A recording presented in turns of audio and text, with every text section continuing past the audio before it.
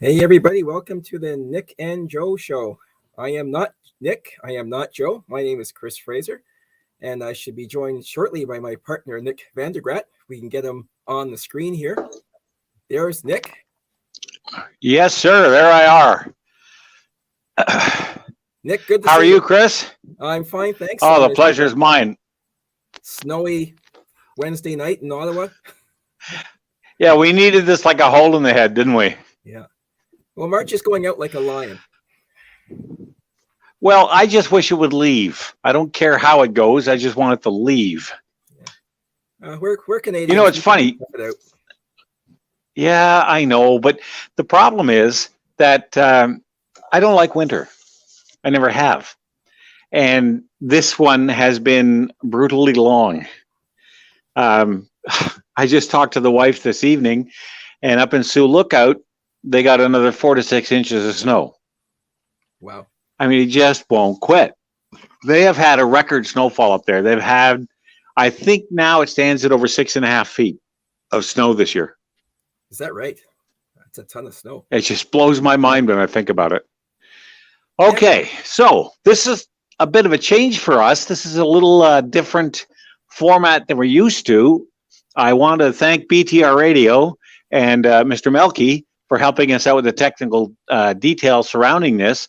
And it's one of these things where I think is a big step forward for the show.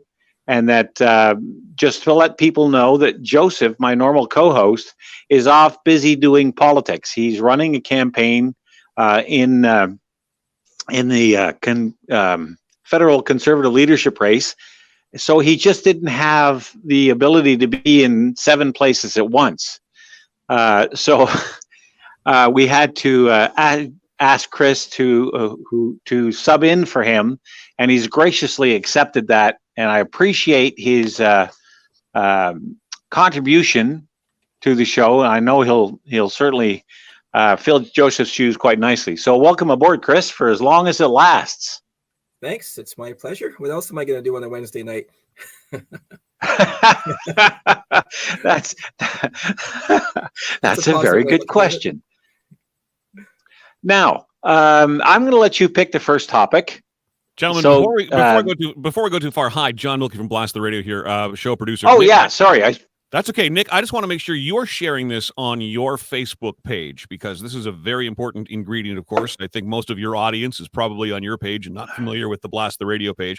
The one technical snag we still have is that we can't access Nick's Facebook page to get the stream. Oh, it's enough. Right. So Nick's got to share the Blast the Radio stream. So what we're going to ask the listener to do then is, if you want to comment, sure, comment on Nick's page, comment on Chris's page, comment on my page, whatever. We can only bring your comments onto the screen, however, if you use Twitch, if you use YouTube, if you use Twitter, or if you use the Blast the Radio Facebook page. I hope that makes sense. Yes, it does, and I'm posting it as we speak on my Facebook page because I'm at least that technically skilled. It's not much more than that, but I can do that much. Small so, all right, gentlemen, I'm done interrupting. Carry on then. All right, Chris, you go ahead. I was going to say I was going to post it on my Instagram page, but I don't have Instagram. Go ahead. Yeah, Nick, so, you and I like to talk about Canadian politics. I think we touched on it the last time we spoke. So if you want to get into that, we can certainly tackle Canadian politics. What do you want to start with? Would you want to start with the conservative leadership race or launch into the Liberal NDP merger that we didn't get a chance to talk about last week? You still there, Nick? Nick's frozen, I think. Frozen in time. Is it that cold in Killaloo that Nick is frozen? I was about to remove myself from the broadcast, but apparently this is going to become, Chris and I were joking just previous to coming on that, well, this is going to be a whole new concept in podcast. It's going to be called Who's This Guy? Because Chris and I have never met. That's right. That's right. There he is. He's back. No, Yep, I just had to post it on my Facebook page, so people who are going to my Facebook page can All right. see it. Very good. Because as I was telling Chris earlier, before we get into, we'll probably go with the marriage made in hell. We'll get to that in a minute, but just so people understand why I seem a little flustered tonight, I was over at my daughter's place for supper, and she said, "Come on over. We'll eat at 6. Your show's not on until 8." I thought, "Yeah, okay, I can do that." Well, they didn't sit down till about 6:30, quarter to 7. Then I go out and there's half an inch of ice on our car. So I got to scrummage around looking for an ice scraper and drive the 10, 15 minutes from her place to here and get it was just chaotic. So that's why I didn't get a chance to go through as many of the technical stuff as I would have liked to. However, that all being said, okay, Chris, you were mentioning 2 topics. Let's deal with the marriage made in hell first. And that, of course, is the union between Yangmeet Singh and his big brother, Justin Trudeau, and how we now have a socialist government, whether we like it or not. So if you've got any thoughts, you jump in and I'll comment after. Well, the first thing I can say is I was totally shocked when I heard the news. Was it a week ago, a week and a half ago, whatever it was?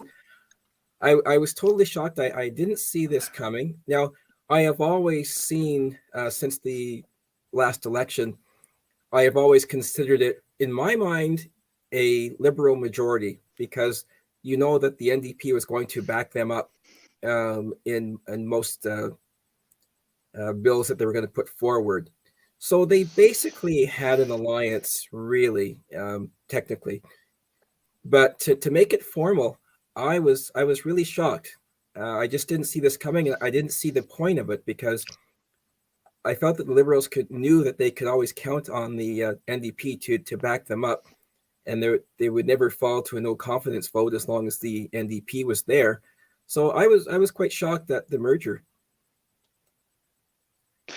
Well, to tell you the truth, Chris, I got to be honest with you. I'm not shocked at all. Both in trouble raising money. They don't want to go to the polls. So this blending of the two, because they're basically 2 socialist parties, there's only a matter of degrees between them, right? Right. So that's one thing. The other thing is that you have an alignment of philosophy, and that's where their support came from. So this, to me, just turned out to be a natural match made in I keep wanting to say hell, because it's certainly no good for the Canadian country, or for the.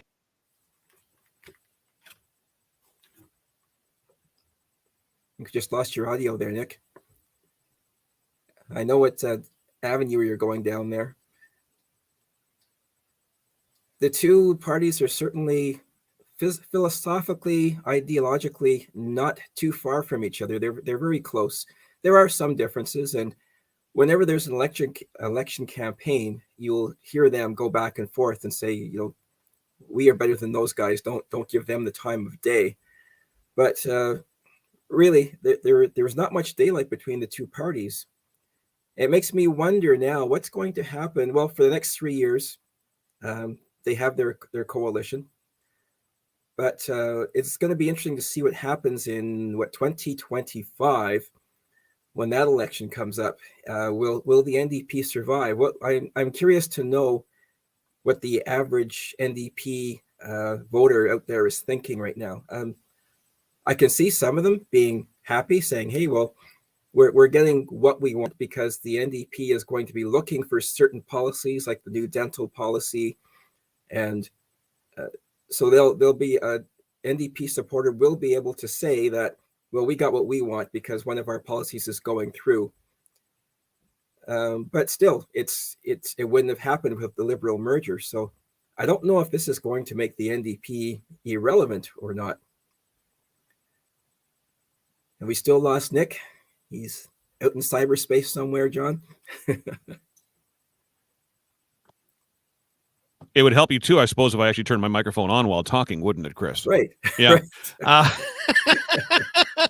I'm just sitting here waiting for Nick to rejoin us. I guess what they say is true. Rural internet in Canada is not at all what it is in the city. Nick's having obviously some connectivity issues. His computer microphone wasn't working, so he ended up having to move over to his cell phone. And obviously the cell phone is dropping out. So we're talking about the Liberal and the NDP merger, which, it caught a lot of us, I think, by surprise. That's not what we voted for. And even if you voted for the Liberal Party, I don't think that is kind of what you anticipated, right? You voted for a Liberal minority. Here comes Nick. Welcome back to the show. How you doing? I gotta leave my phone alone. Don't touch it. Yeah. I was just trying to see what was in there. I was just trying to see if there's anything in the comment section. And all of a sudden, I was talking to myself, and I asked Chris a question, and there was no response. And I said, okay, I know what's going on. I bumped up myself out of the show. Day one. We'll get this man. Okay, anyway. So I don't know. What was the last thing you heard me say, so I know where I was? I think the last thing we heard you say, Nick, was Okay. You would ask Chris about the NDP and Liberal coalition government. Yes, I was saying that I wasn't surprised by this merger. It's almost a foregone conclusion because their platforms are so similar, their world outlooks are so similar. It makes, from a very cold, calculating, strictly political point of view, perfect sense. Because Justin Trudeau, being the narcissist and what's the other word I can politely call him? Egomaniac, and complete arrogant. The height of his arrogance is just staggering. And by the way, if you didn't know, I don't like Justin Trudeau. And those are his good qualities. Then what you have is a situation where this is a way to keep the NDP from having to raise millions of dollars in a war chest when their particular party is having trouble doing that. And the same thing for the Liberals. Let's face it, the Conservatives are raising money, and I don't have any numbers in front of me, but that the Conservatives are raising money far faster than any of the other two parties are, and nobody wants to go to an election, certainly not over on the left, because they don't have any cash to spend on an election. Therefore, they're going to do everything they can to stay in power. And that's why you see this wedding of convenience, because Justin Trudeau Yang Me under the bus at the first opportunity. He doesn't care about the NDP. He doesn't care about anybody else but himself. So if I was Yang Meat, I'd be shaking his hand with one hand and putting on a chainmail shirt with another to avoid the knife in the back. Well, I saw a comment on our board here from Michelle, who says she used to vote NDP and she won't be voting NDP in the future. So that answers one question I threw out there, which is how is the average NDP voter feeling? Well, ask yourself this. If you really are an NDP supporter, this should probably really annoy you as well. Because look, the one thing I've never said about NDP supporters, at least the ones that I know, is they're not patriotic. They have a different way of running the country that they want to implement that I don't think is good for the country, but they certainly are allowed their opinion. And if you take and you marry it to a government that is clearly flawed, deeply flawed, how are you ever going to get that accomplished? This should make as many NDP mad as it does Conservatives. And a lot of Liberal voters should be upset at this too, because what you've got is a complete undermining of the democratic process here in the country. Yeah, and Go ahead, finish your thought. Say that when you put the popular vote of the NDP and the Liberals together, I think it comes to something like 51%. So I've heard the argument that it's still democracy in action because they got their 51% together. So it's still representative. That's the argument that they're putting forward. Well, that argument is deeply flawed too, because you're supposed to do that at the ballot box, not by secret deals behind the scenes. If this was, can you imagine if this was a Tory, I don't know, block deal to give the Tories, override the minority government that we have now? Every newspaper in the country, every news outlet in the country would be screaming bloody murder, and rightly so, because people, when they go to the ballot box, they vote for the party. We vote for the candidate too, but not like the Americans do. We vote for the party and its platform.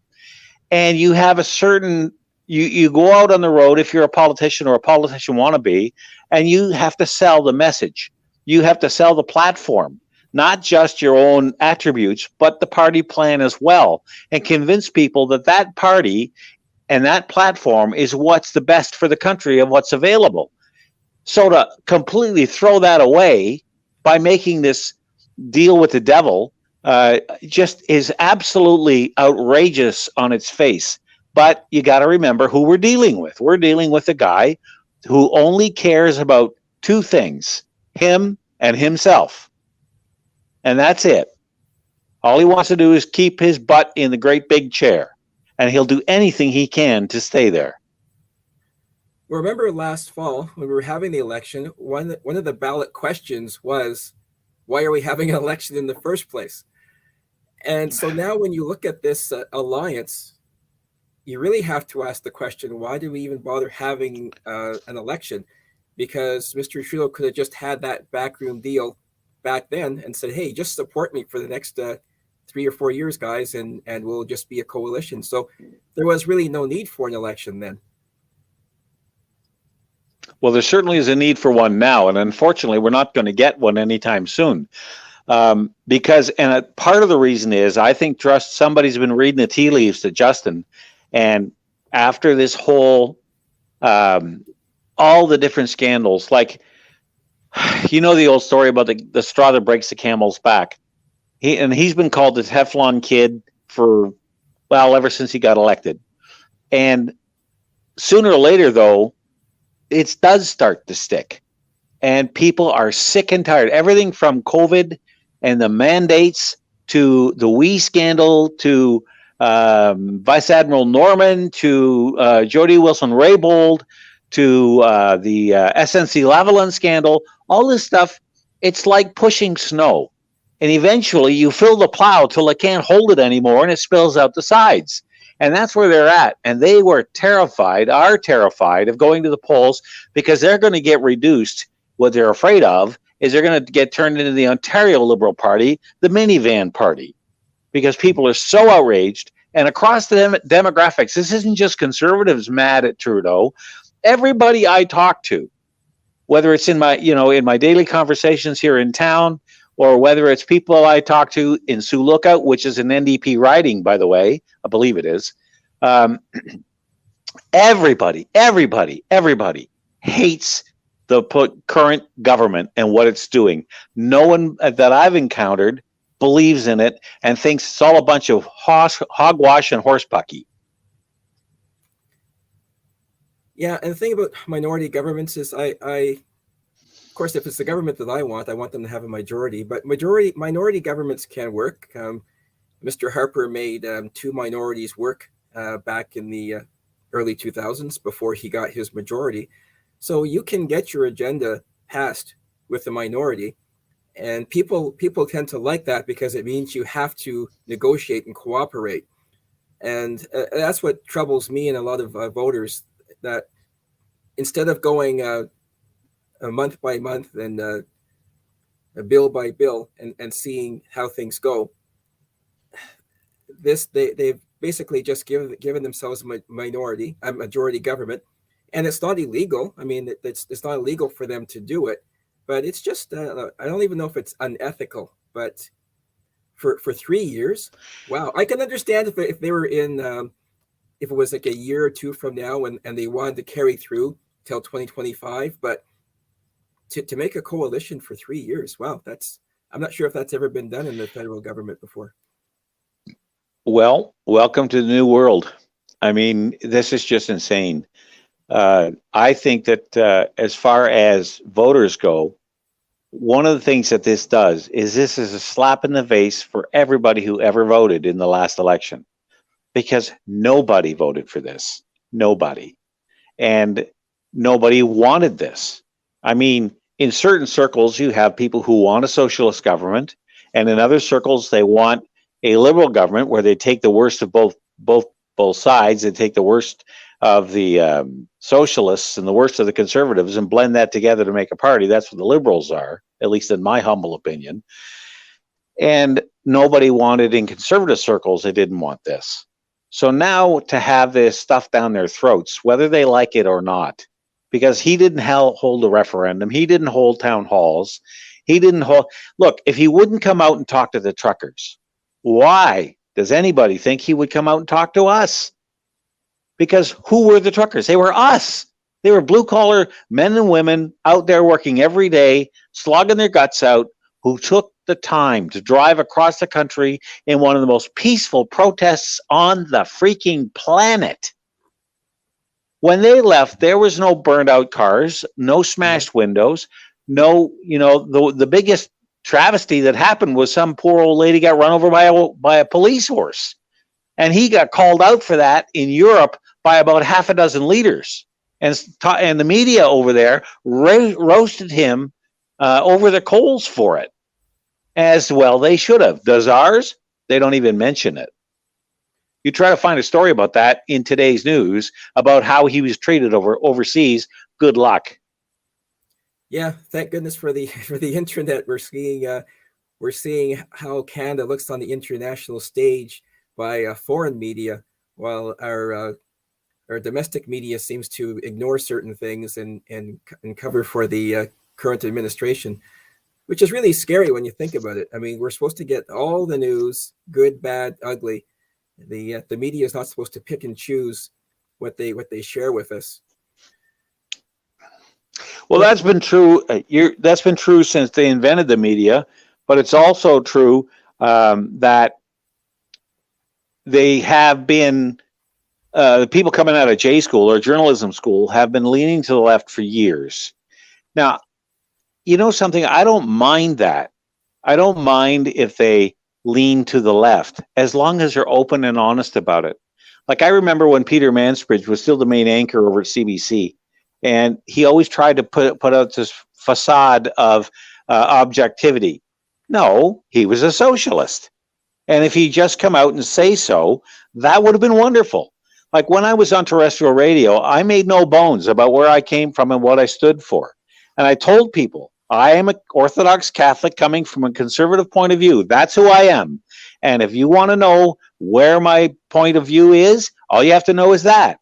I'm just being honest with people.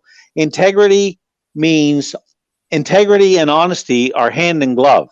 And when you don't have one, you can't, it's very difficult to have the other.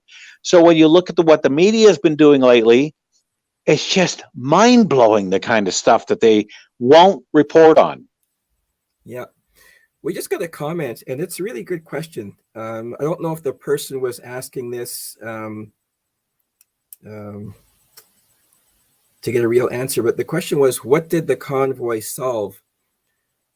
And they say nothing, right? Well, you know what? The convoy, when you can get that many people, thousands of people driving across the country from east, west, north to come to Ottawa, just that alone, even if they had just come and stayed for a few days and left, to get that many people coming to the capital city, that was amazing. And not just the fact that they traveled, but the amount of money that was raised. We talked about fundraising of the political parties earlier. Do you know how long it takes for a political party to raise $10,000? That's probably like a year's worth of fundraising for a major political party. The Freedom Convoy, I think they raised $10 million in a couple of weeks. That's amazing. If that were a political party, they could be a vibrant political party with that kind of money. Well, first of all, let me correct you on one minor point. That wasn't $10 million. That was 18, because they shut down GoFundMe at 10 million, and then the other one from the States came up with another 8. That's true. And 88% of those funds came from within Canada. So there was no massive influx of American money or, and, besides that, who cares? If somebody believes in democracy and freedom, I don't care where they live. If they live in Nebraska, who cares? If they live in Malaysia, who cares? If they're willing to support a movement that's wrapped around defending our human rights under our charter, then thank you very much. I'll shake your hand, give you a pat in the back, and say thank you very much for your contribution. It doesn't matter where it comes from. There were no multi-billion-dollar or multi-million-dollar campaign contributions in this case. It was all smaller donations. I know there was one store lady down there on Wellington Street, and I don't want to rehash the whole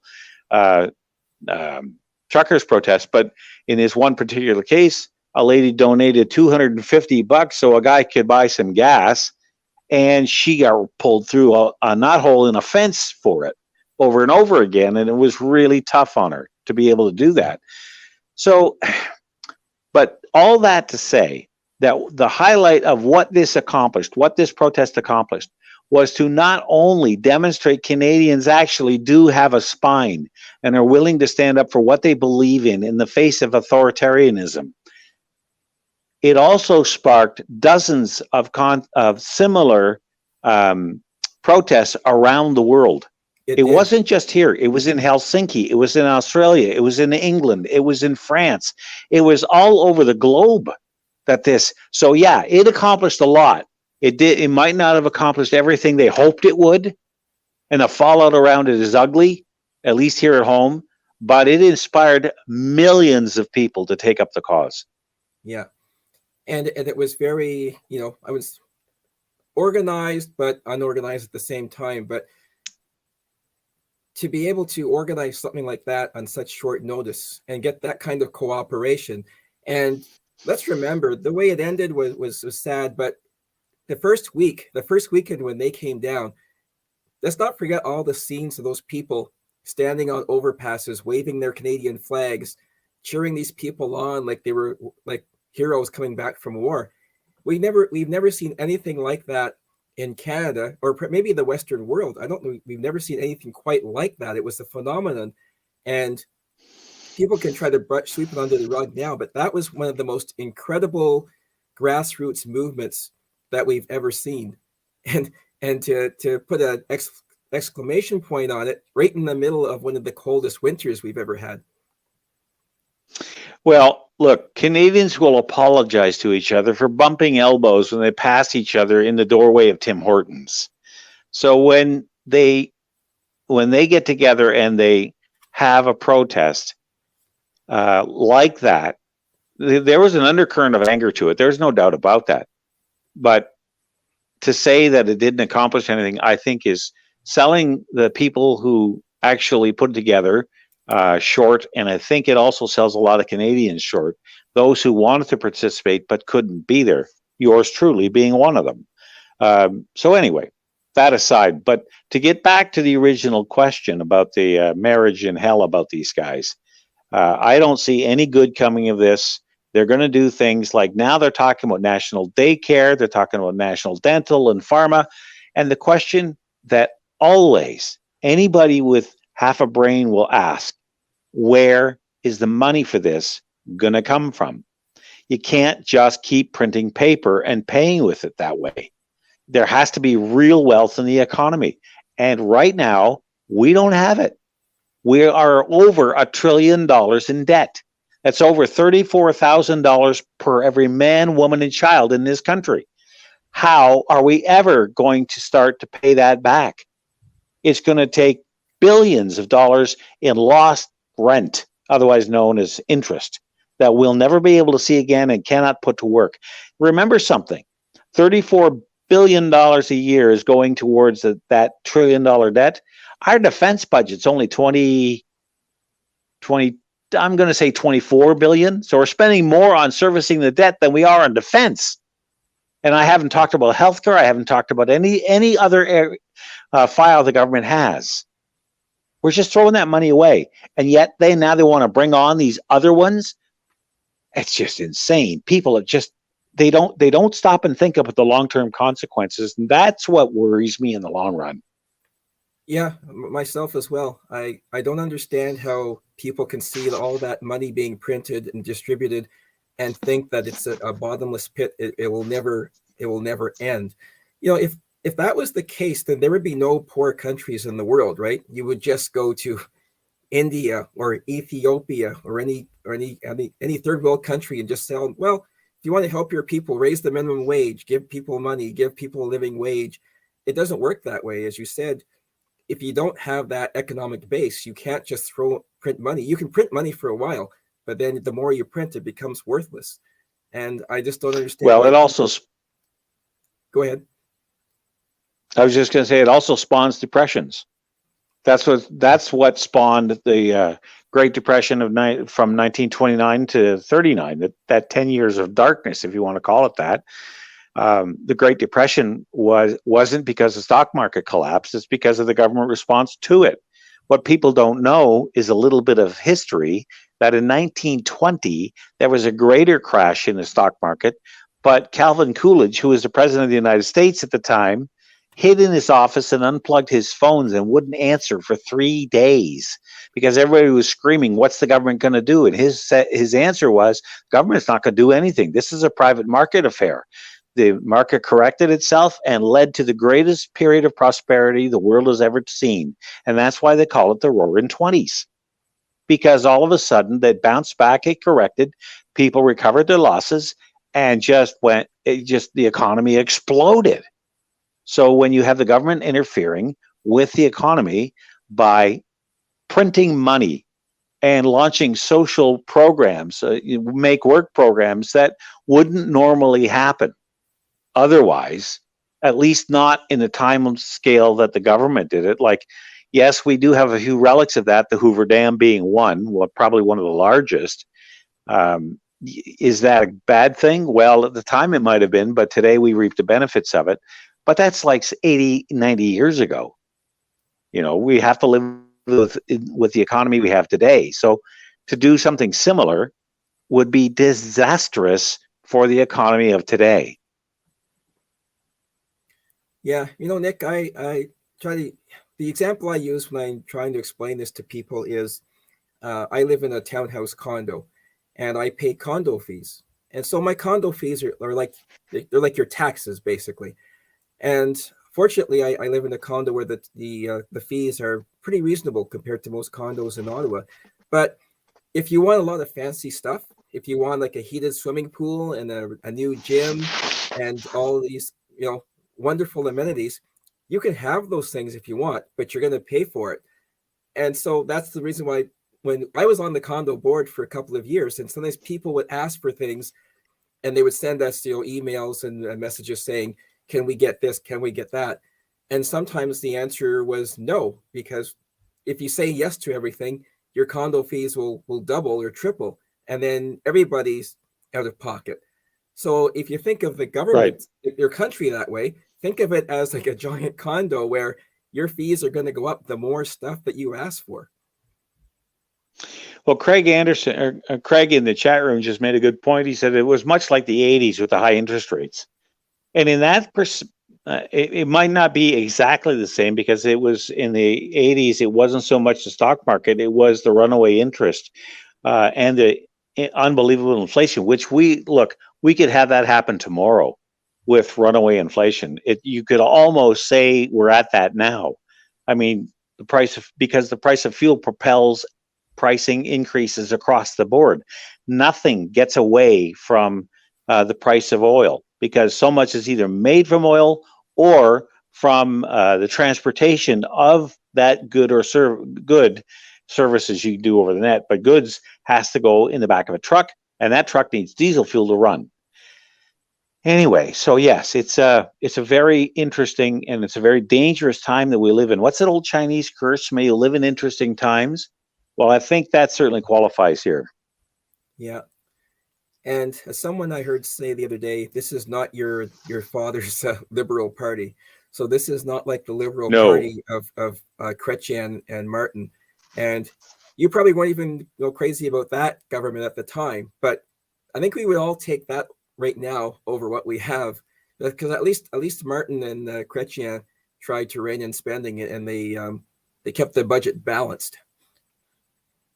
They tried at least. There's some things that Paul Martin did as finance minister I think were outrageous, but compared to the total lack of competence we have in our own government today, you're right. I take a Chrétien or Martin government over this one any day,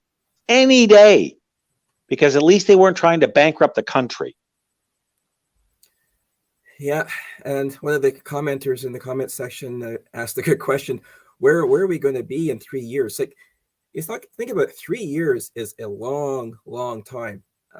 Now, when you think about what you were doing 3 years ago, it doesn't seem that long ago. If when you think about things you actually did 3 years ago, but in the political sense, 3 years is a long time, and you can do a lot of damage in 3 years. So I'm really worried about what our economy is going to look like in 3 years.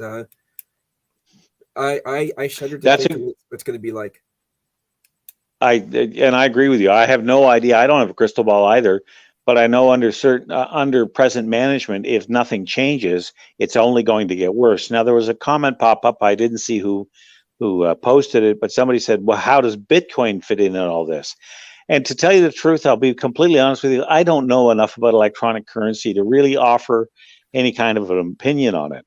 If it can be used in a way that I think it can, where it's beyond the reach of government, then bring it on. That's all I can say. But I don't know enough about it to be able to comment any more than that about it. It's something I'm just beginning to learn about now, and believe me, when it comes to finances, I am not all that bright. One glance at my bank account will tell you that. Yeah, I am not a Bitcoin currency expert yet. I want to learn more about it, but I think that comment was made because maybe some people think that, if I invest in Bitcoin cryptocurrency, that might save me. I don't know, it might, but that's not really going to protect us from overall inflation. No, the only survival technique, you've got two choices as I see it. You can either have what they call a side hustle that brings in enough money to counter the rate of inflation. And there's all kinds, there's selling on Amazon, there's all kinds of different things, marketing things on eBay, making or creating art or crafts or something like that, getting into a niche market. There's all kinds of different ways you could have a side hustle.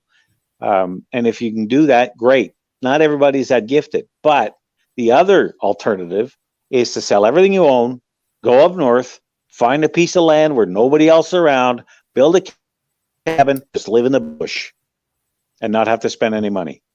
Although you're going to always have to spend some money, but certainly, you could basically bow out of society and just say, look, I'm going to be a hermit. I'm going to, hunt and fish for sustenance and barter for the rest. And who knows, maybe there's some people who do that. I mean, I love that kind of activity, but I am not willing to give up indoor plumbing and central air. No.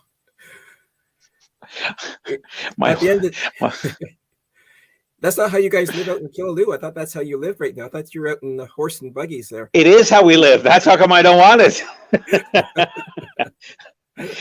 Actually, we got indoor plumbing about 2 weeks ago, so we're okay now. Okay. And central air, open window with a fan. Yeah, speaking of horse and buggies, I think we might want to even talk about climate policy, because that's going to be part of the picture now. With 3 years of this Liberal NDP government, they're going to go hard now on the climate policy. And speaking of money going out the window, wow, that's going to be something. Look, as I try to stay away from conspiracy rabbit holes because they're dark and twisty and you get lost real fast. But it's almost like they're trying to bankrupt the country. They're trying to outspend the economy. And that is so counterintuitive to what a government is supposed to do. Like, whatever gave them the idea that was a good plan? Because logic, if you take the electric car as an example in Canada. Yeah, sure. Do you remember about 2 months ago when they had that snowstorm down in Virginia? And it was a Right. great big traffic jam on I-70, whatever it was. The reason that traffic jam was there was because a lot of those cars were electric and they ran out of power. And you can't just pour 5 gallons of gas down the throat of that thing and get it moving. You have to have a tow truck come. Well, guess what? The tow truck's got to wade through all those other cars to get to the ones that are causing the bottlenecks. And once you run out of electricity, where are you going to get your heat from? And if you've got your family in there, how are you going to keep them warm? You know, I mean, if you've got a gasoline or a diesel powered vehicle, okay, and you got half a tank of gas, you've got at least a day's worth of idling in there where you could just let it run or turn it on once in a while to heat the place up and keep people from freezing to death if they can't get to you right away. That's the internal combustion engine and fossil fuels are used for a very good reason.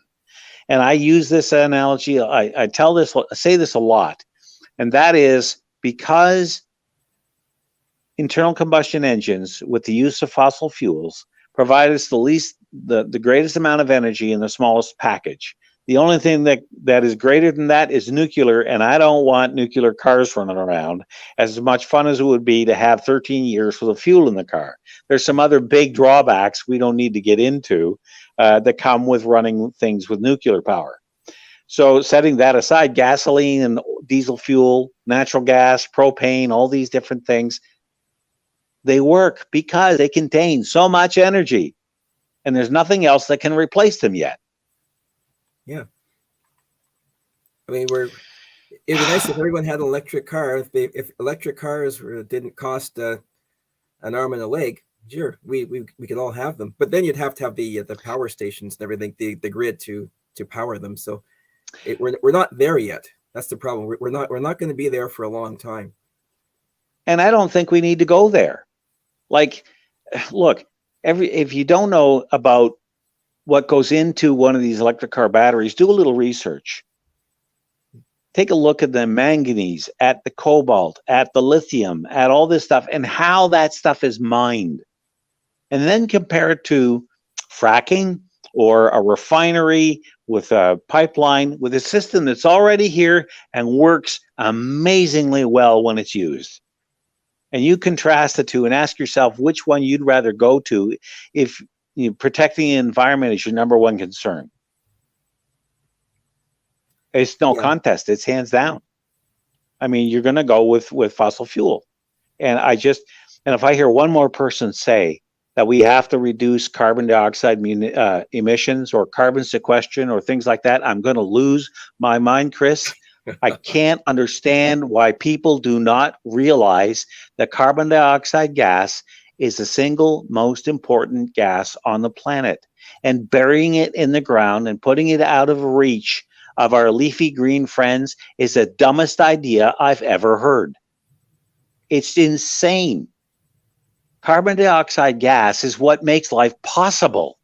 And you want to take it out of the atmosphere? Are you nuts? Anyway, that's my little rant about CO2 gas. No, it's a good rant and it makes sense, but it's hard to battle against that because the powers that be, the people who have have a grip on the media and the education system now, they keep pushing that message, and it's so hard to push back against it because if it sounds green, it's good. If it's about the environment, it's always good, and you can never now argue any policy that helps the environment. So they seem to have the upper hand when it comes to that argument. Well, Craig in the chat room says you'll never hear me say that. Well, Craig, thank you very much for that. I appreciate it. But you know something? I don't even hear anybody making that argument. There's nobody out there that I know of who's saying, guys, what's the matter with you? This is plant food.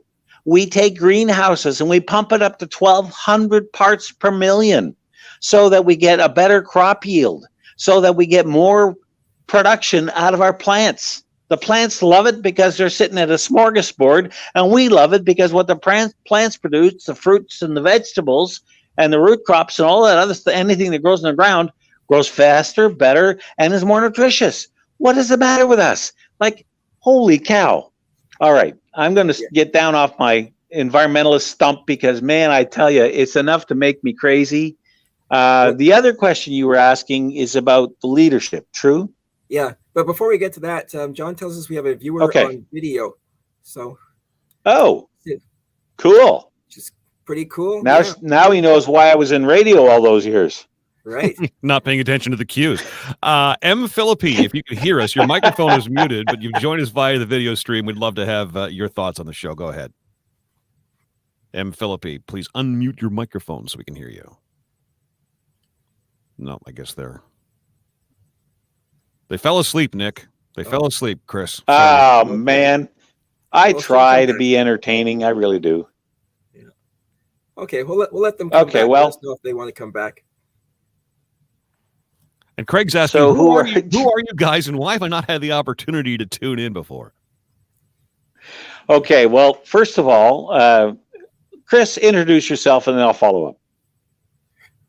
Well, Nick, wow. I'm not a professional broadcaster, but, I was telling John before the show that several decades ago now, really dating myself, I decided one day to volunteer at the local community cable station, Cable 22. And I really enjoyed it. This was back in the 80s. And I was doing interviews and sports specials with athletes and clubs. And, I got away from it. And I really shouldn't have, because I was really enjoying it. And so now it's like I'm kind of reinventing myself, kind of maybe getting back into broadcasting. And I want to dip my toe into podcasting. And you and I guess, met a few years ago.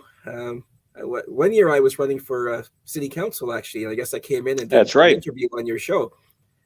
Thank you for doing that. That was more than a few years ago, my friend. More than a few years ago. That was more than a few years ago. 10 years ago now. And we've also met each other at conferences and what. So I'm here because Nick and his friend Joseph kind of encouraged me to come get back into the broadcasting vein. And so here I am, putting my toe into the water again. And I see we have our viewer on video. Let's see if we can get them back on. And Philippi, you are on. Go ahead. No, you got to unmute your mic. Unmute.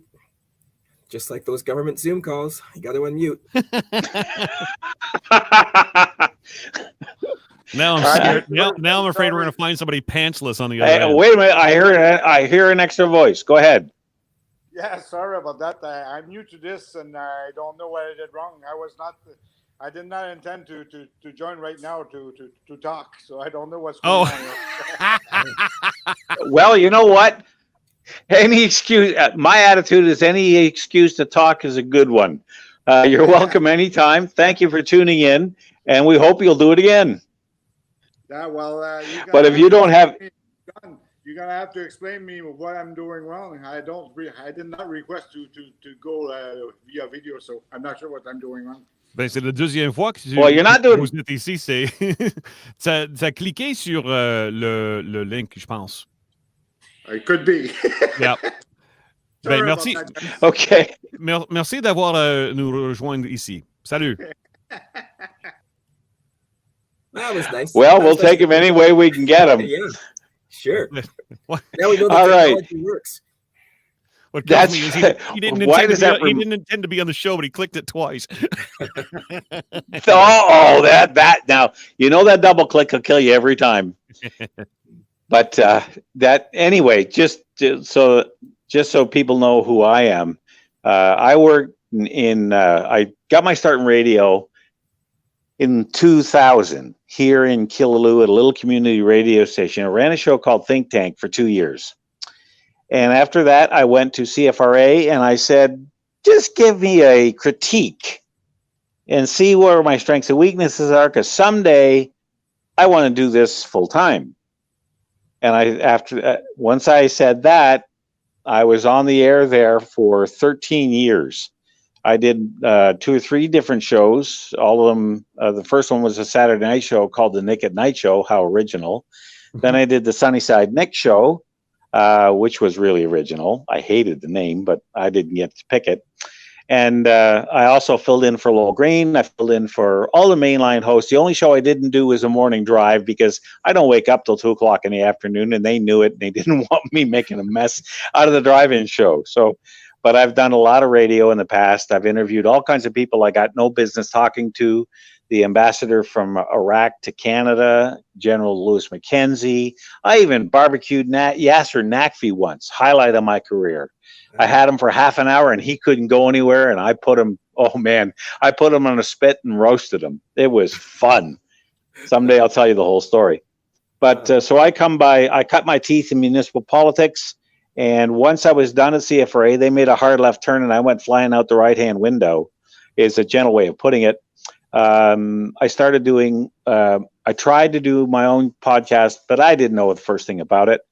And then my co-host, Joseph Benamy, who has been in politics, the way he puts it, you've had a long career when you start measuring it in fractions of centuries instead of years. Right. And he started out with Stockwell Day and people like that. So he has a lot of insight into the way politics works. And so he and I got together and decided to put together first the Combat Zone and then the Nick at Night show. And through all that, we met Chris. And I really liked Chris from the first time I met him because he's a good, solid guy, got a good head and shoulders, and was a natural fit to fill in for Joseph while Joseph's away doing what he does best. So that's a little bit about, believe me, the story's a lot longer than that. You don't need to hear all that. But the bottom line is I've been at this now for, since 2000. What is this? So over 20 years now. In one capacity or another, I've been involved in broadcast. Hey, and my mom was a fan of yours. I still mentioned to her that I deal with Nick at Night, and she's like, "Oh, I remember him. I remember that show." So you had a fan there, Nick. Does she swear at you after that? No, but she likes her talk radio too. I got to tell you a quick little story. My daughter and my niece, when I was still doing a vignette called Answer the Call, they were in a bookstore in Pembroke, and the guy was a huge listener to the station. And they're walking up and down looking for stories about military history, because that's what Answer the Call was about. 90 seconds of military history, Canadian military history. And I would voice them and put sound effects to them, put them out on the air. So they're walking up and down the aisles, and this guy hears one of these Answer the Call vignettes. And he says, "Oh, I love them. I love them. They are amazing. This Vandergragt guy, he's just so arrogant, so annoying, though. I just wish it was somebody else." And he started ranting and raving about how terrible I was. And my daughter and my niece just kind of looked at each other and didn't say a word. And then looked back at him and he went, "Wait, do you know him?" And my daughter said, "That's my dad." I guess he started pedaling his bicycle backwards at 40 miles an hour. He gave her 3 free books on military history just to try to say he was sorry for being such a loudmouth. But you know what? That's the nature of the beast. Not everybody's going to like you, and you get a thick skin, and you don't care. What I wanted to do, I didn't care if people like me or not. I still don't. I just want to get them thinking. That's the whole reason I called my first show a think tank, was just to get people to start thinking about what they take for granted, the assumptions they make, and what they're based on. And boy, I'll tell you, I had a ball. I'm like a lawyer. The only way I could say less is by talking longer. Well, we've had a lot of talks around our family dinner table, and a lot of talks about politics. So it's nice to kind of do it in this kind of forum where you're it's a little less caustic, I guess. I still have to yes it is. I still have to get my mom to tone down. Sometimes we'll go to some social event and somebody will bring up politics, and then she'll get going, she'll get wound up, and it's just like you're kind of poking her. It's like, mom, it's like this ain't the place, maybe. But yeah, some other time. Yeah, I know. You know, it's funny. I can't get my kids to listen to this show, or my wife, because they've heard it all before. Right. Dad, we've been listening to you for 20 years. We know what you're going to say. Yeah. Well, Nick, we're getting close to the top of the hour, but we usually take breaks. But did you want to launch into the your thoughts about the conservative leadership race and who the contenders are and what you think might happen? Let's take that break. I need to take a little trip to the bathroom anyway, so we'll do that. And then when we come back, we'll dive right into that. How's that? We can. Mr. Producer, do we have music we can play or something? Way to put me on the spot, Nick. We didn't talk about taking a break during this show yesterday. But you know what? I have every confidence in your ability, Mr. Melky, Yeah, that you will be able dinner and a to show. pull a rabbit out of your hat. On the Nick and Joe show. I'm just gonna, we'll figure something out here. Meet you back here in what? 3 All right. minutes? Yep, that'll work. All right. I'll be back. I can stay on with you, John. It's all good. Take a break. We'll see you back here in a couple minutes. Okay.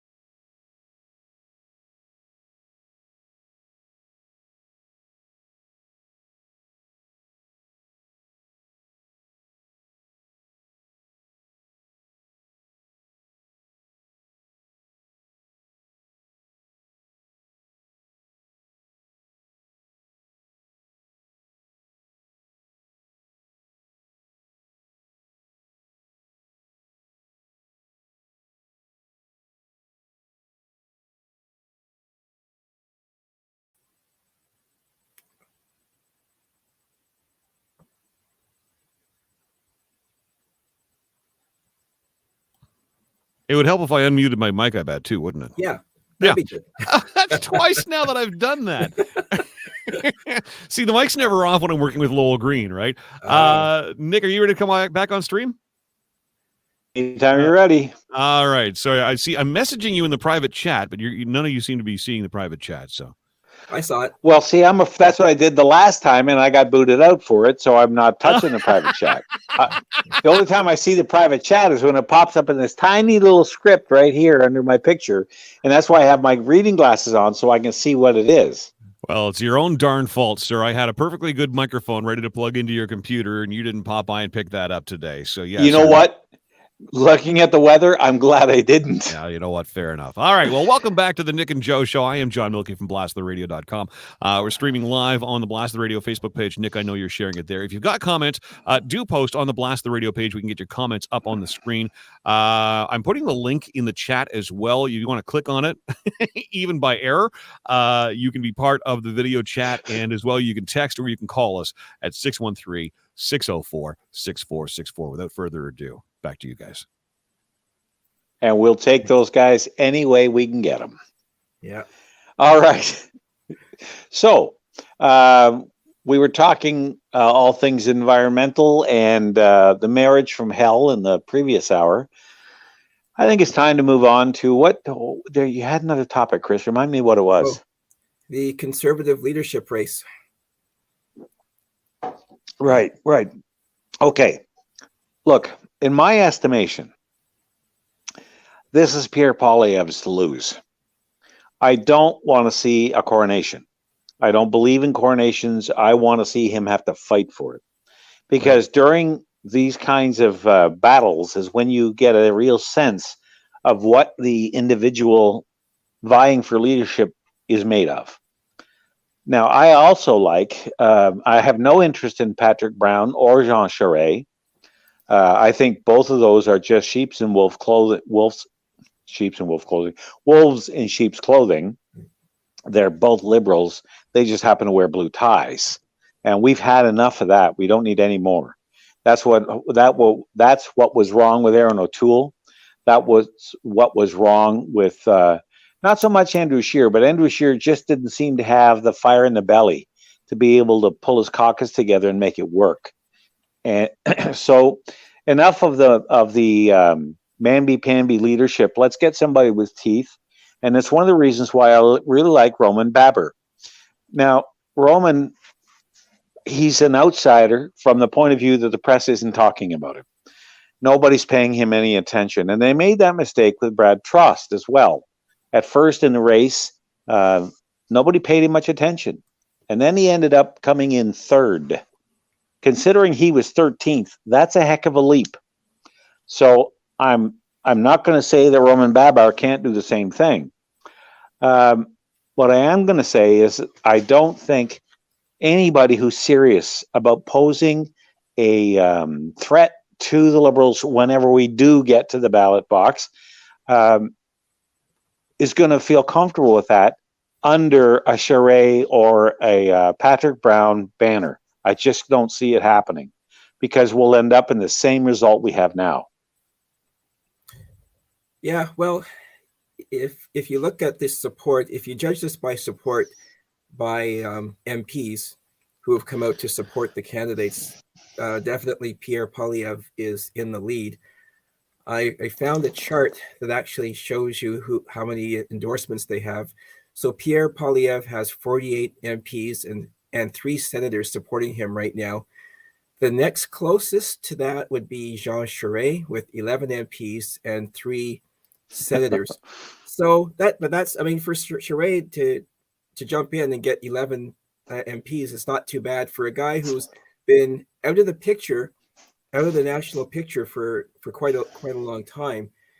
So, but I agree with you when you say that you don't want a coronation, because I don't think a coronation would be good.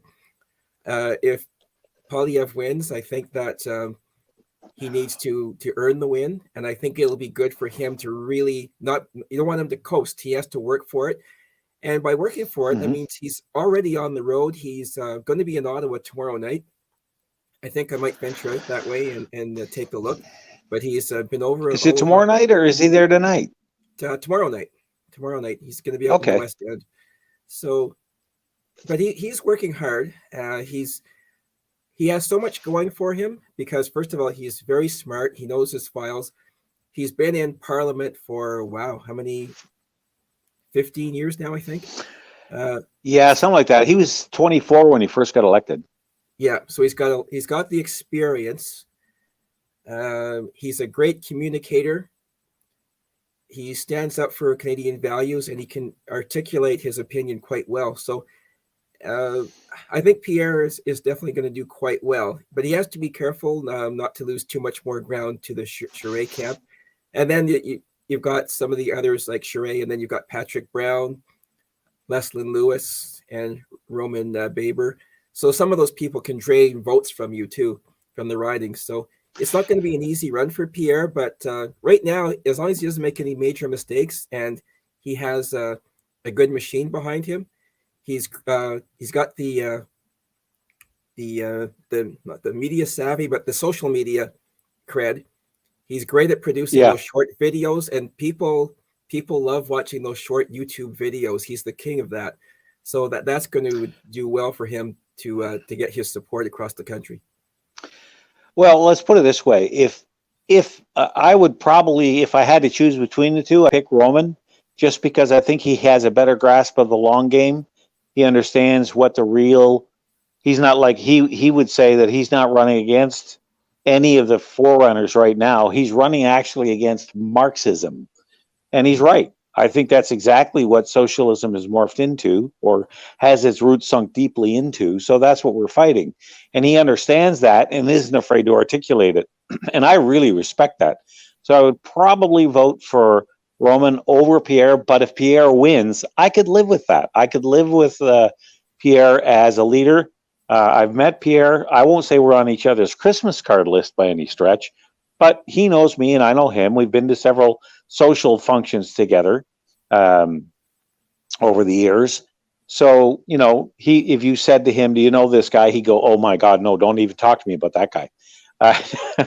I'm being a little facetious. He'd know who I am. But at the same time, I am under no illusion that he could do certainly at least as well, if not better, than any other candidate out there. And I won't even say he could do a better job than Justin Trudeau. A used sock could do a better job than Justin Trudeau at doing everything from being a representative on the world stage to picking a cabinet. Yeah, I don't know that much about Roman Baber, except for his name came to my attention a year ago or a year and a half ago when he spoke out in the Ontario legislature. And he actually, not only did he speak out, but he had facts and the documents to refute some of the things that the premier was trying to pass off as COVID. What's where I'm looking for? Protocol for the province of Ontario. And it's great when you see an MP and MPP not only speak out against his leader, but come with he's done his homework. And he had the documentation to say, hey, some of these protocols that you're pushing down our throats are not, they're not sound. So he did his research and he presented the research and he got the boot for doing that. So I respect anybody who's not afraid to speak truth to power and pay the price. And he did. I just don't think he's ready yet to be the leader of a national party, but given time, if he becomes an MP, years from now, he could be ready. I don't think it's his time, but his principles are good. Yeah, and as Patricia said, Patricia made a comment that came up while you were talking. I didn't want to interrupt, but I agree with. I said, she said, I'm just paraphrasing that Pierre Poilievre is probably the best speaker she's heard in years. And from a giving a speech kind of guy, I've done a little bit of public speaking in my time too. He is very good. He's very articulate. He sounds clear and easy to understand. He is everything that Joe Biden isn't, or Joe Biden is everything Pierre Poilievre isn't. Not that they're in the same camp, but you know what I mean. That one is Mumble and Joe, And Pierre couldn't be more clear and to the point. How many times have you seen him stand up in the House of Commons say, just answer the question. How much did it cost us? Just answer. And they would give you circles and circles and circles, but no answer. And he'd come back to it like a bulldog on a bone. And I certainly appreciate that because, having interviewed people before, if they become evasive, then you're onto something, and you hone in on that and you keep at it till you either get an answer or it becomes clear they're not going to. So that's why I could live with one of the reasons why I could live with Pierre as a leader of the party and eventually, hopefully, a prime minister, because he's a very smart young man, and I call him smart or young because he's 20 years my junior. But yeah, I could live with that in a nutshell. The rest of them, I don't think there's much support for Lewis. She tried before. Okay, and I'm not against having females in the party as leaders.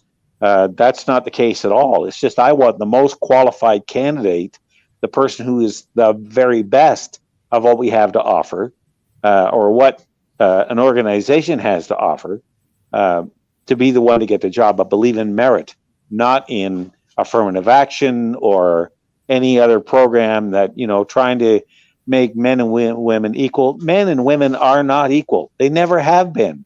And if you doubt me, talk to any married man and ask him who rules the roost.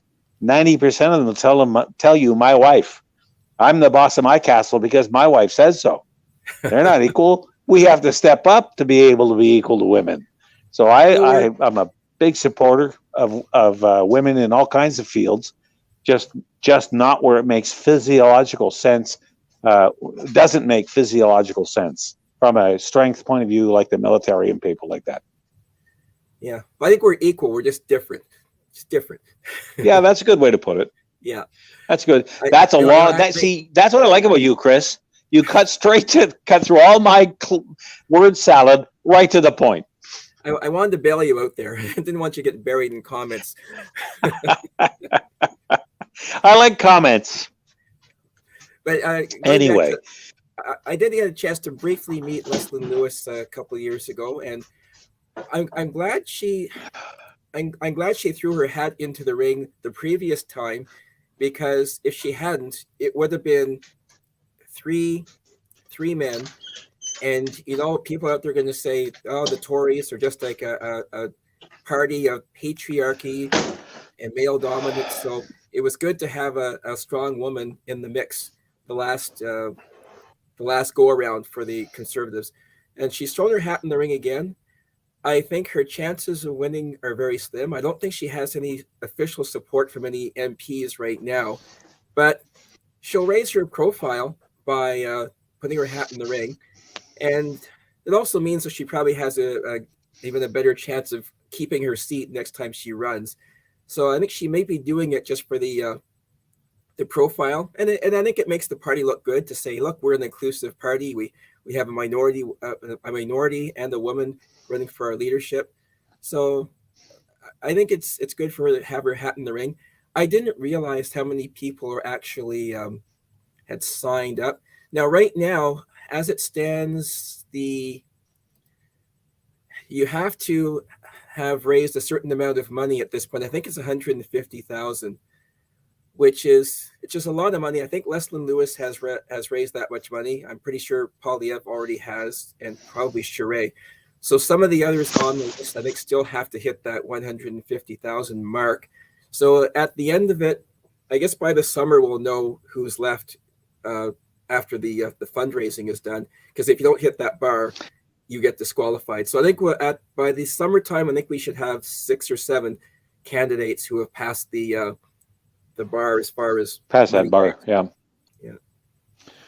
Well, I certainly hope that we get a good field, and I really don't care whether they're male or female. My MP has been a female for years, for 20 years now, Cheryl Gallant. I voted for her the first time. I voted for her the last time.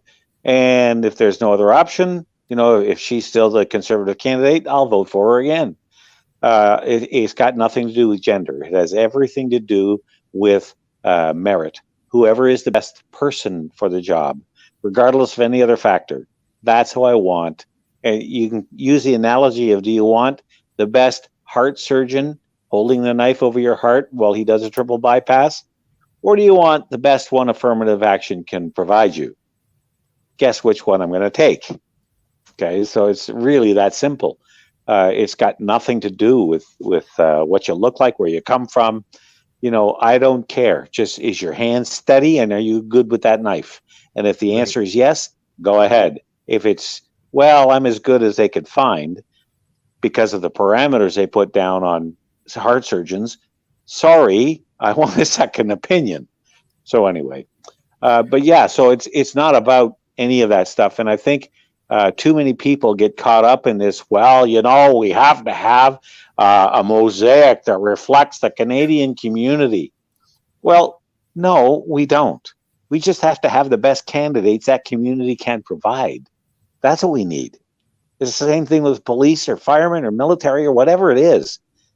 Just the best, very best people. What they look like is totally irrelevant. Well, I agree with you, and that brings me to reminds me of the Trudeau cabinet when he first came in 2015. He made sure. Oh yeah, half of them had to be women. His cabinet was split 50-50 male and female, and he says why? Because it's 2015, as if that's the reason to do that. And by doing that, what he did was he basically disqualified a lot of talented males who could have been in the cabinet. One of them actually was, do you remember Andrew Leslie, who is the retired general in the armed forces? And Andrew Leslie here in Orleans he was selected as a star candidate, and he did win his seat, but he never got a cabinet post. So there is an example here locally of somebody who probably should have been a cabinet minister, but might have missed out because he was the wrong gender. And that is just totally wrong. Yeah, absolutely. Look, what he did was by having this quota in place was he gave us Climate Barbie. I mean, Kathleen McKenna now is thinking of running for provincial Liberals as leader. Good luck to her, is all I got to say. And I called her Climate Barbie once, and somebody jumped all over me for it. I said, look, it's not about her gender. It's about the fact she's an empty-headed doll. There's nothing on. There's nothing in her head that qualifies her to be the minister for postage stamps. Never mind, climate change and all that other whatever how long title that is. She got the job because she was a woman, not because she was the best candidate. And that's what I was complaining about. I don't care about her one way or the other. I don't wish her any ill will. I certainly wouldn't want to see any harm come to her. That's not me. That's not how I operate. Or as the kids would say, that ain't how I roll. God, where they come up with these terms. Anyway. Getting back to Pierre, though, I wanted to make the statement that somebody mentioned that he was a good communicator. Well, I said it, and then somebody else mentioned it in the comments. But it's not just about giving great speeches, but it's also about connecting with people. And the Conservatives are going to have a leader who can connect with the average Canadian and speak on their level and not speak over their heads, but at the same time connect with them. And I think that Pierre does a really good job of connecting with the average Canadian. That's a valuable skill, and you need that. I agree with you. I totally agree with you on that. And it's one of these things where not only does it take those things, but he also has to be able to control his caucus while still giving them enough rein in order to operate, as individuals, so that they can respond, let's say, in issues of conscience, whether we have something these are all issues that are in the past now, but same-sex marriage and abortion and the right to die, as if you're going to die anyway. Who cares about whether it's a right or not? But assisted suicide or whatever it is, to let the let the MPs vote their conscience without worrying about whether it'll tear the party apart or not, because it's so important an issue that it supersedes political party affiliation. And that's, I think, a mark of a true leader. Like I watched the Leaf game last night, one of the best hockey games I've seen in a long time. And the coach afterwards, they have this thing where they interview everybody on the team. And the coach said, I just trusted the guys to do the right thing. And I thought, oh man, can we get you for prime minister? Because that's exactly what you have to do. If you have people that are elected by the people of their constituency, there's a certain level of trust there. And you have to trust the people of the constituency to provide you the best person possible. So trust them. Give them a little bit of leeway. Don't spank them if they happen to disagree with you. I mean, you can have a fight in caucus. There's no doubt about that. That goes on all the time. But when it comes to issues of conscience, like a doctor's right to refuse abortion referrals, I got a friend of mine who's a doctor who will not do that. She would rather surrender her practice than do that. And so she just doesn't do it. She won't. If somebody says, well, where can I get an abortion? She says, I don't know. Can't tell you. Won't do it because she doesn't believe in it. She's acting on her moral conscience, and she believes in the Hippocratic Oath and so on. So, when it comes to an MP who write the laws or refuse to write the laws, let them have that. If it's an issue that isn't something that's a confidence issue, if it's an issue around in a subject like that, let them vote as they see fit. Let them go to their constituents and say, how do I vote on this? How do you want me to vote on this? And let the constituents tell them how they want the vote to go. Right. Oh, man, that kind of leadership we are so lacking. Yeah. I'm going to make a reference to a conservative leader who I think they can all take a page of. But going back to Pierre, it sounds like I'm beating the drum for Pierre. I'm not. I'm just, he is the front runner. And my hope is that he doesn't bend to the progressives if he is the winner, because it's going to be important for whoever is the winner to make sure that they don't abandon core conservative principles in order to get votes. And especially with places like in the GTA where the conservatives don't seem to do well, they almost have to write off some of those areas like downtown Toronto and downtown Ottawa and downtown Vancouver and connect with other people. But as soon as you start to give up your principles and kind of put too much water in the wine, that just spells the end for the conservatives. So they're going to have a leader who has that integrity, who is going to it's going to be a tough go because he's going to have to keep the physical conservatives happy and the social conservatives. But I think that Pierre can do it. And I'm going to make a reference to my favorite North American politician, which is Ron DeSantis in Florida. And I love that guy. When you listen to that guy speak, like he speaks with such confidence. And the other day, he was speaking about the bill that he's passing in Florida to, I can't remember the actual name of the bill. The progressives call it the Don't Say Gay bill. That is not the name Don't Say Gay bill, yeah. But that's not the name No, of it's the not. bill. I'll search for it. But he says, I am standing on this principle that I'm signing this bill. He says, I don't care what the woke corporations say. I'm standing by this bill. And here I stand. And it's like, wow, we need someone like that in this country.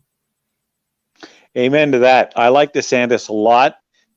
He calls out reporters when they're either just passing on, again, referring to this particular bill. He challenged a reporter. The guy said, well, this Don't Say Gay bill. He said, where in the legislation does it say that? And he said, well, your opponents say, no. Where does it say it in the bill? And he kept after him. And the guy finally had to admit it's not in the bill. And that's Right. the kind of courage it takes. And the other thing I would like to see happen in this leadership race and going forward is for a conservative to make the case for being a conservative, to stand up and say, this is why being conservative, not just politically, but even in your own personal life, is a better choice than being a socialist or a liberal. And then make the case. Yeah. But there's nobody doing that. And even in the people we have running for parties now, you have to search long and hard for that because everybody wants to move to the center. Well, you know what? If you have a lake 100 acres in size and you have one boat on it, he can catch fish all day long, no problem. But if there's 1,000 boats on it, all of a sudden he doesn't have the same access because everybody's fishing in the same lake for the same fish. Right. I want the Conservatives to go back to their base and let the base know they've not been forgotten and abandoned. And there's about 30% right now that would vote for Conservatives if that was the case. So you only need another 10% to win. And then you Right. go out and make the case, in other areas where you can have some influence and say, look, here's what you got out of being voting Conservative. You now have a socialist government in cahoots, one with one socialist party for another, for the next 3 or 4 years, going to be doing all kinds of things we cannot afford and are not good for the country. Here's why it's bad, and here's what we would do differently. Right. Because until you hear that, who cares what they are not going? People are not going to care what you think of the other guy. You can't just go bad, bad, bad, bad guy, bad Trudeau, unless you have an answer.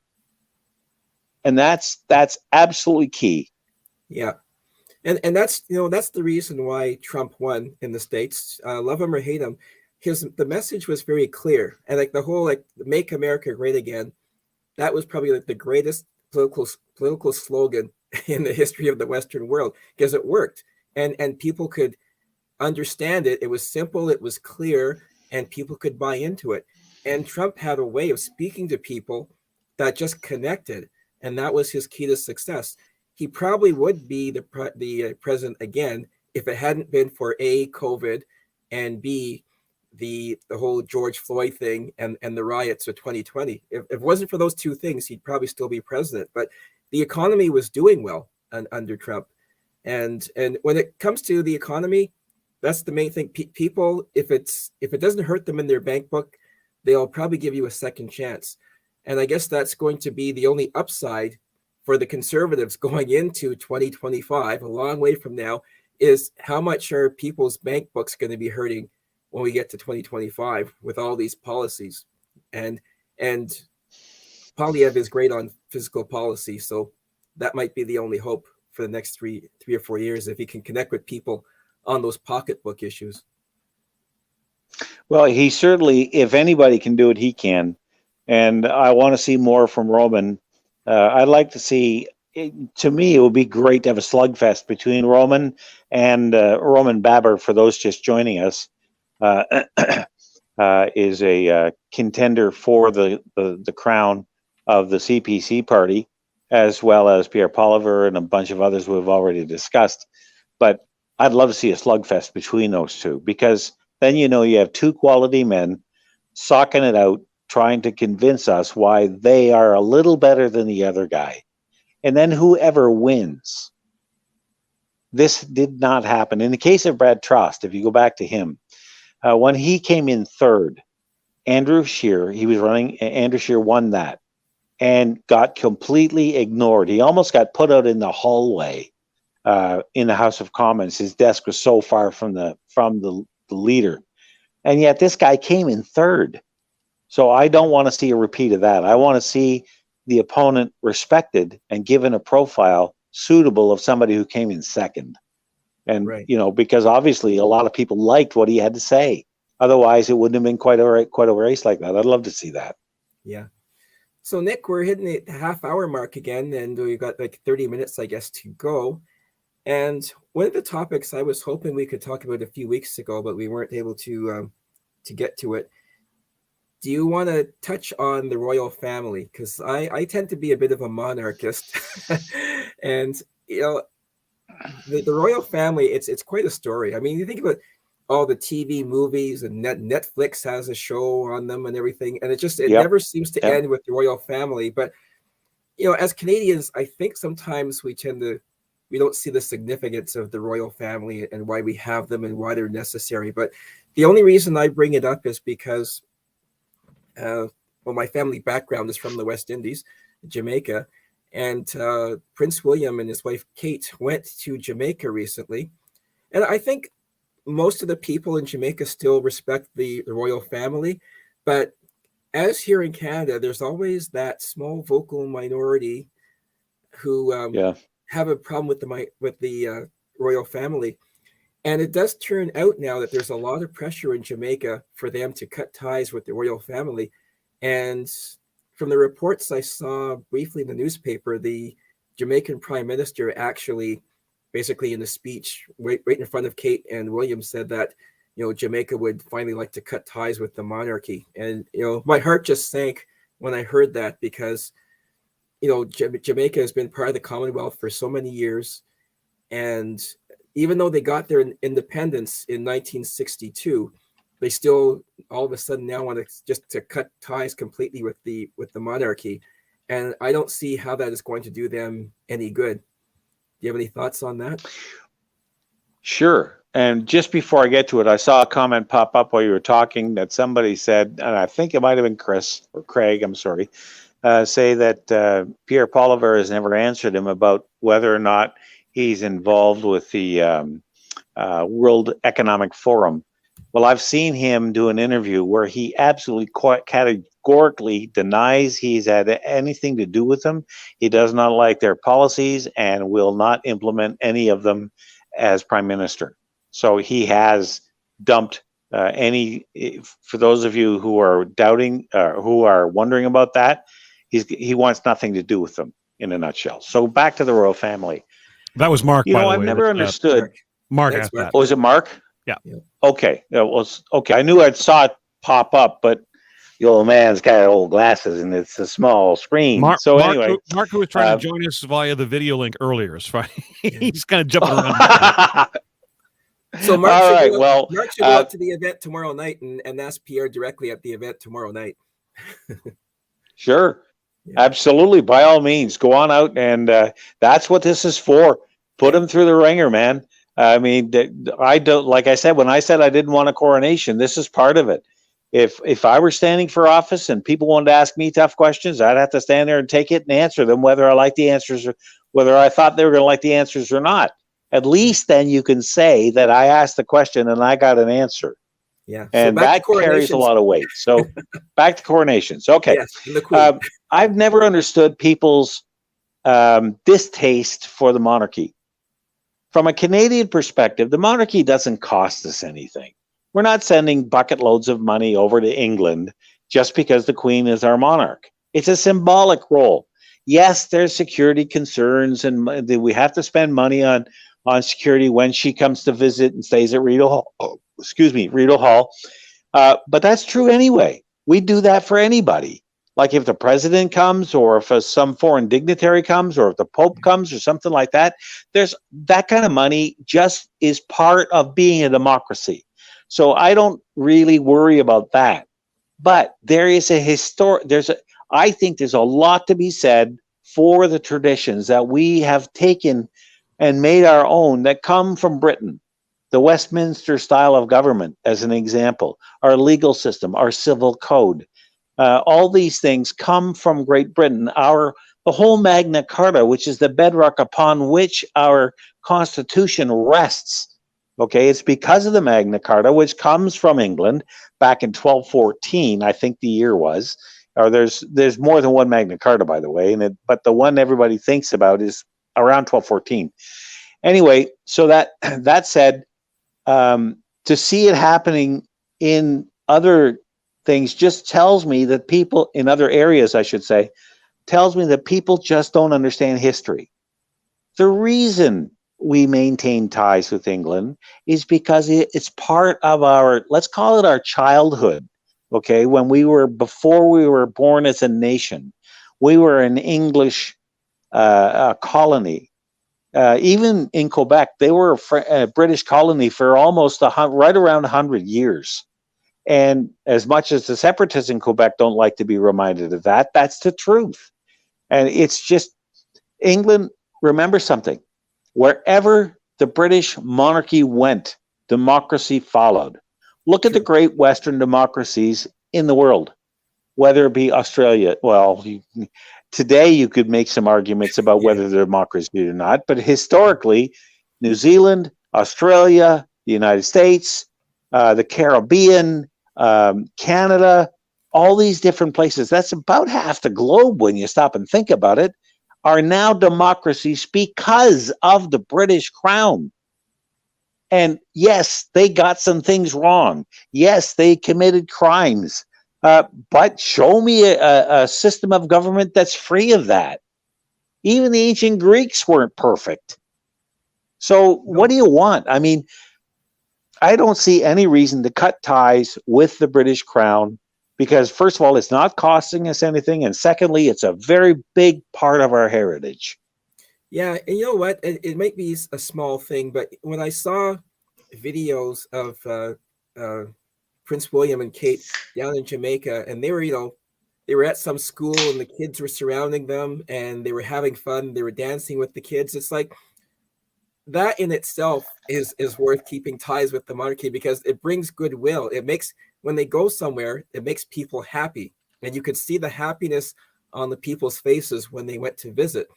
And for that reason alone, isn't it worth keeping them? Some people might think I think so. I think the goodwill is incredible. I couldn't agree with you more. And if you think back on our present monarch, right? Has there been a better queen in English history other than maybe Queen Victoria? Yeah, I can't think of any. I mean, the Queen Elizabeth II has been the longest reigning monarch in British history, no matter what Charles would like. I can just hear him whispering into his mother's ear, "Mother, will you please just die? I want to be king." He wants the crown. She comes from, he wants the crown. Yeah. So I don't know that getting rid of the monarchy serves any agenda, serves anybody very well, I should say. There may be some kind of agenda behind it. I don't know what that could be. I just think it's a lose-lose for both sides. Yeah, I agree with you. I agree. So now, Nick, one of the things, go ahead. Oh, no, I'll let you finish your thought. I was going to move to another topic, but it sounds like you have one more. I am too. Go for it. No, I was ready to move to another topic too. So go ahead. Okay. We don't have that much time. I don't know if you want to talk about Ukraine or move on. I have really not much to say about the Ukraine-Russia thing right now because I don't even understand what winning looks like in a war. So I don't. Okay, well, I do want to touch on this at least. Okay. Let me give you what I've been wrestling with. Now, I'm a bit of an amateur historian, and by no means have I don't know what a war zone looks like. I've never been in one. I'm a former sailor in a peacetime Navy. So my experiences in the military, I can't draw on them to try to understand what's going on in Ukraine between Russia and the Ukrainian government, or between Russia and Ukraine. So just as a caveat, don't let anybody think that I think I'm some kind of armchair admiral or general. I'm just looking at it as a layman with a little bit of military experience. So I understand a few of the terms being tossed around a little better than some people would, but that's about where it ends. The part I have problem with, and I call it the fog of war, is I have no idea who to believe, because propaganda is a weapon of war and has been since they invented the printing press, probably before that. Every side of a war, both sides of a war, engage in it. The Germans did in World War I, the Allies did. The Germans did in World War II, the Allies did. They did it in Korea, they did it in Vietnam, they did it in every war you can think of. Okay, so how do we know then what we're being told is even close to the truth? Because let's face it, in a lot of the images that we are seeing, okay, let's say there's a famous one of a Russian Hind helicopter being shot down by a missile. Yep. Okay, first of all, how old is that footage? Where does it come from? Was it actually done in Ukraine?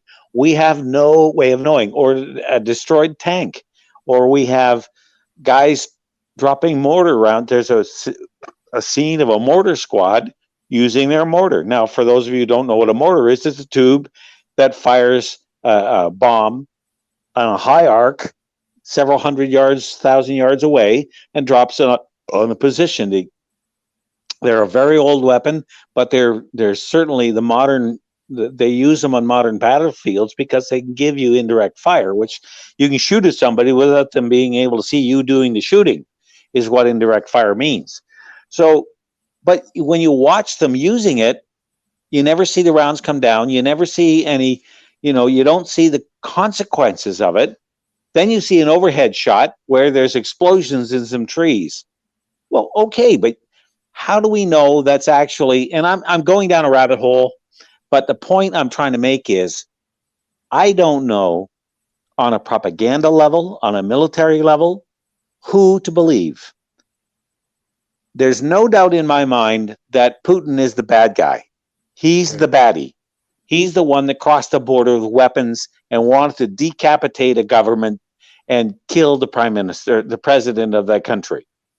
On the other side of the coin, don't be fooled for a second to think that Ukraine was some kind of modern democracy. It's not. It never has been. It hasn't been for years.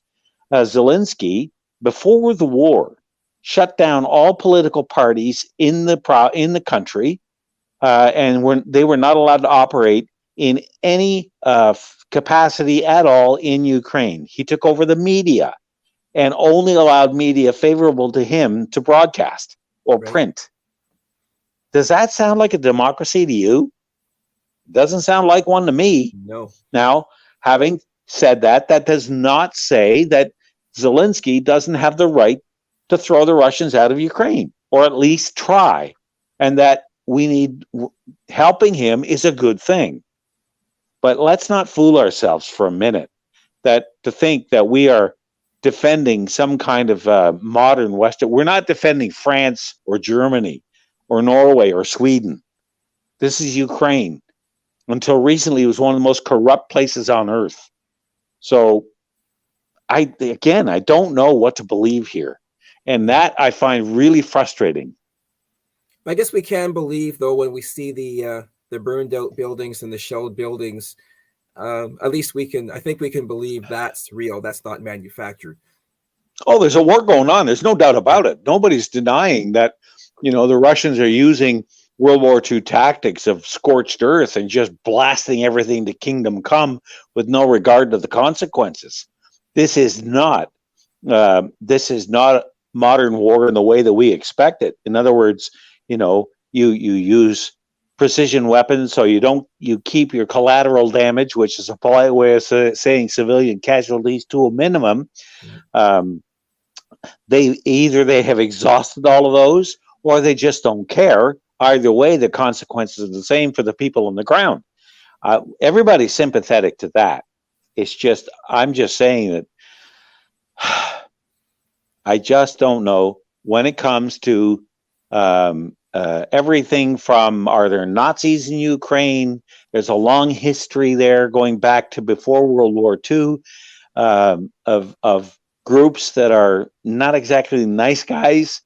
Is Putin got any leg to stand on there? I don't know. I just don't know. We just had an excellent comment in the comment box, and it's so true. It says, war doesn't determine who's right. It determines who's left. I really like that because that really nails it. Oh, that's a good, yeah.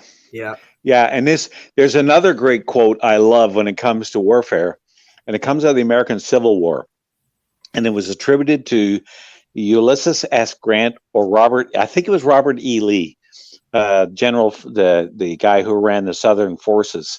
And he said, "It is good that war is ugly, lest we grow too fond of it." Right. And I thought that's probably one of the best quotes.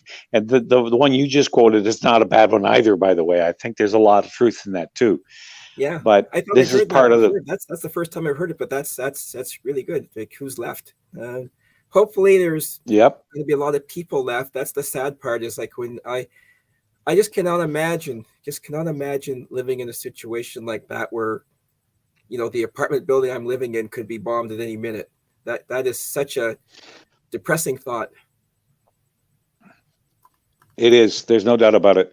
And it's one of the reasons why I don't give up on Canada, because for all its faults and its warts and wrinkles, it's still the prettiest girl of the dance.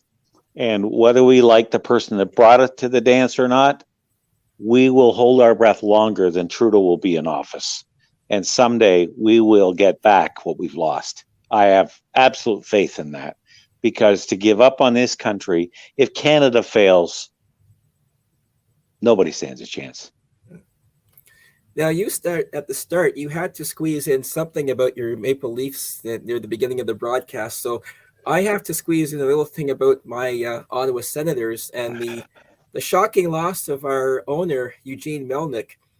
And I was shocked when I heard the news, but then not totally surprised. I do have a part-time job with Capital Sports, I guess is the corporation that he owns. So I have on a few occasions had a chance to, he does walk by me once in a while during my part-time job.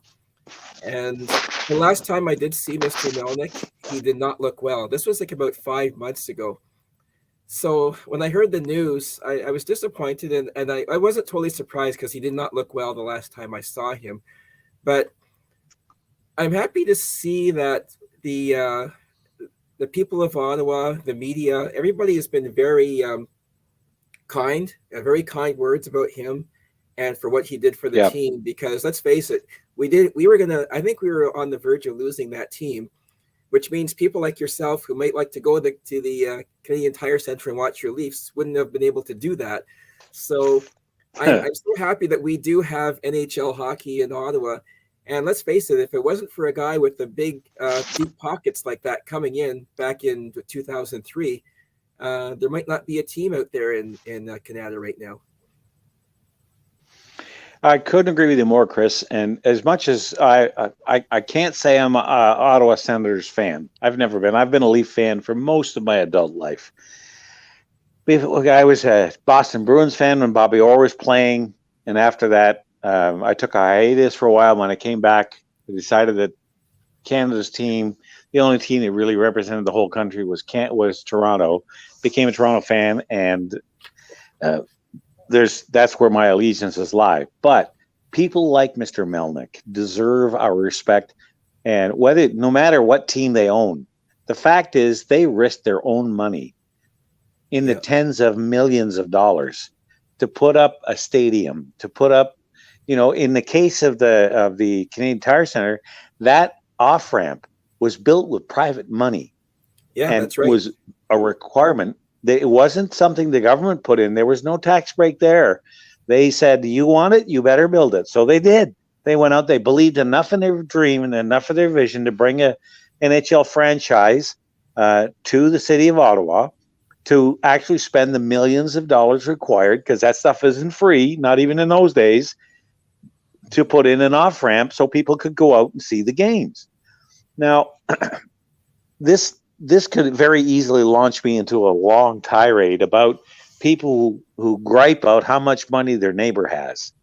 So I'm going to try and keep this short.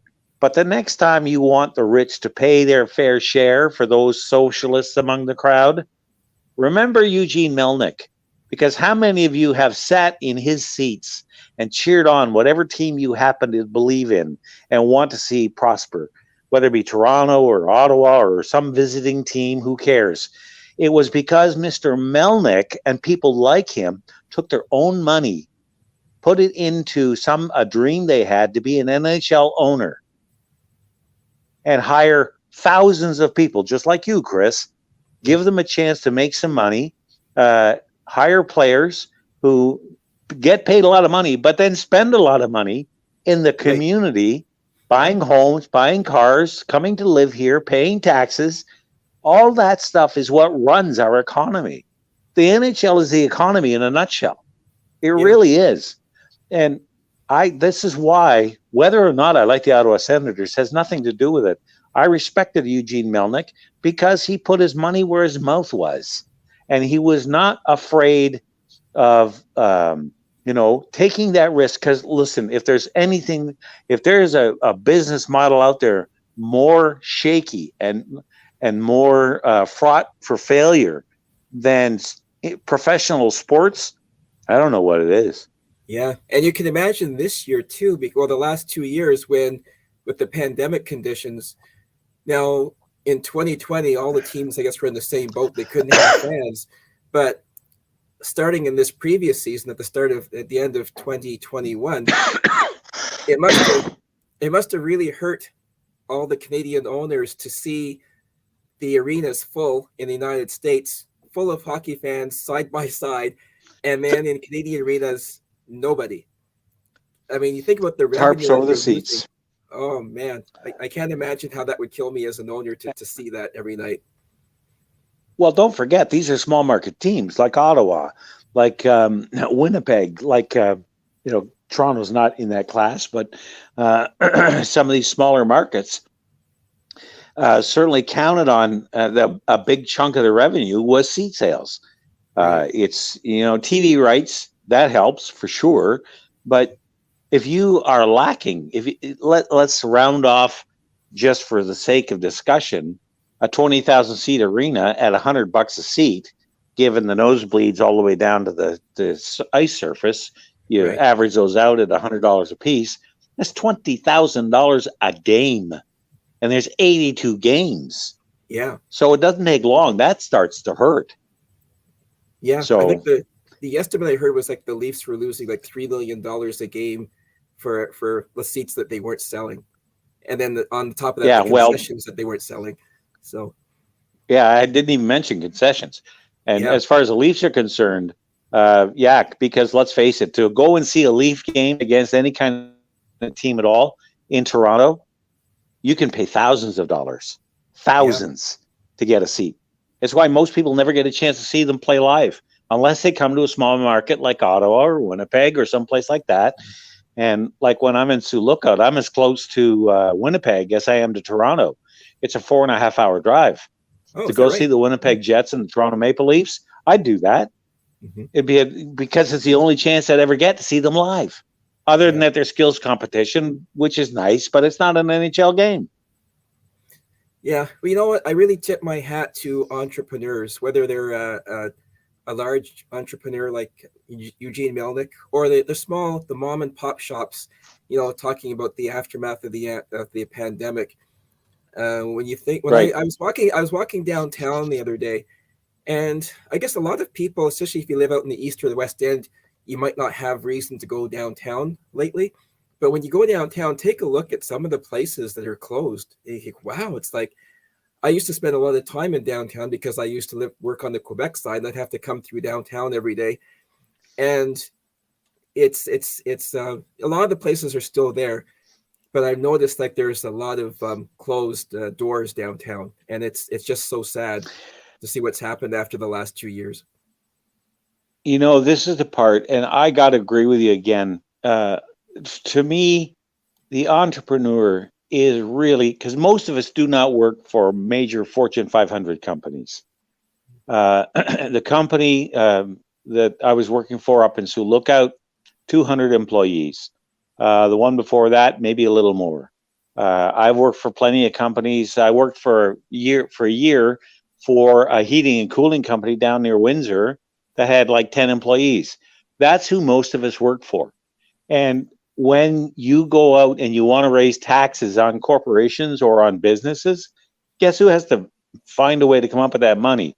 And it's always the little guy, the person buying the air conditioner or the furnace or taking the flight or whatever it is. They're the ones that have to pay it because the companies are too small to absorb that cost. Even big companies can only do it for so long. Right. Anyway, so to be an entrepreneur in this country takes more courage than anything I can think of in the business world. Yeah. Amen to that. All Well, right. Nick, Well, with that, getting close to the top of the hour, and the time is just flown by as usual. It always does. I've enjoyed the comments tonight. People are really on the ball with their comments, and they've been a great contribution. it's So great. Thank you all for that. Absolutely, and go out and tell go out and even tell your brother-in-law you can't stand about the show and pass it around. Let everybody know that we're out here and we love having new listeners. I want to thank Mr. Melky for shepherding us through this first event. Thank you very much, sir. You My had a pleasure. long day. Somebody said you had a long day. You did Lowell Green show earlier today, and you've done I this did. one. It's been a joy. Did my own show before that, and then Lowell Green. And when I'm done with you guys, I'm off to do a show for Sarasota, Florida. So, Wow. Oh my God! Now you do sleep at some point, right? I nap here and there. Yeah. Yeah. Craig's Craig asking. says You just- a does nightly that chair show just snows lean back? every Wednesday night, Craig? there's a cot right outside the door. My Craig There wants to know you if this is a go. nightly show. No, Craig, this is a Wednesday night only show. Once a week. Yep. Once a week. Once a week. And so we figure we beat you up enough in a couple hours that it takes you about 6 days to recover. So there you go, Craig. You've got 6 days to get over it and come back again and see us next Wednesday. Okay, with that, I'm going to wrap it up. I want to say thank you to my guest host, Chris, and of course to Mr. Melky for putting up with us for 2 hours. It's you been did a great, joy. guys. It's been a pleasure. All right. With that said, ubicaritas et amor. Dea CBS. Good evening. God bless. Don't let anything disturb your peace, and may you have a fair wind in the following sea.